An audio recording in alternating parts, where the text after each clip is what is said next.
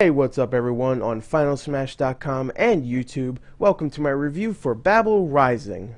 Hey, what's up everyone, and welcome to my quick review for Babel Rising for the Xbox 360 Connect. Alright, the entire premise behind Babel Rising is that you play as God, and for some reason today, maybe he just didn't have his morning coffee, or maybe he woke up on the wrong side of the bed, but God is pissed, and he does not want these workers of Babylonia to finish this Tower of Babel. And to do this, you use God's powers, like thunderbolts, fireballs, tidal waves, dust storms, etc. So you use all of these abilities against the workers of Babylonia and try either to kill them all, or survive as long as you can, or kill a certain amount of them. It all matters on what your objective for your mission is.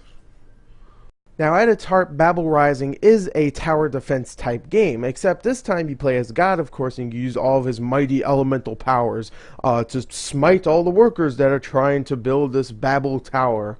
So the entire game is actually set up in this isometric camera viewpoint where you circle around the Babel tower and try and use your cursor to aim at each one of these workers and use your abilities. Like you'll get tornadoes and thunderstorms and lightning storms. I already said this stuff before. And you use all these abilities to kill all the workers, make sure they don't build the tower, and of course if they completely build the tower, then it's game over. You also have 3 game modes in the game. You have a survival mode, a campaign mode, and a multiplayer mode. Survival mode is pretty self-explanatory. You pretty much just try to survive as long as you can, and whatever high score you get, you can put that on the leaderboards and pretty much tell all your friends that you're the best gamer ever. You also have a campaign in the game, which is about 15 missions long, and each one of these missions are a little different from the other ones. Like, they always like to spice it up with the objective. Like, sometimes you have to kill 400 enemies, or you have to kill 20 waves of enemies, or you have to just survive for 8 minutes or 9 minutes, and they always try to spice it up with the objective.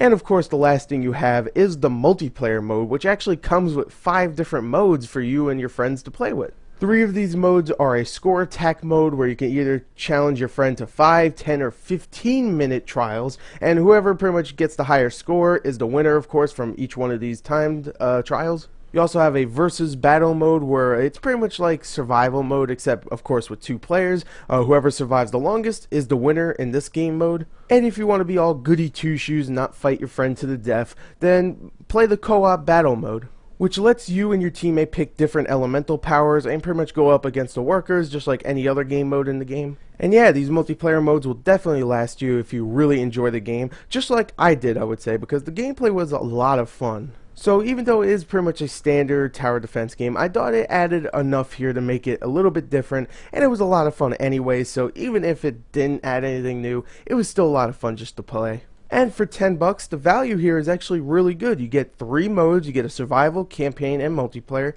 And if you really enjoy the gameplay, then you'll definitely come back for more from each of these game modes. But now let me wrap this up with my final thoughts.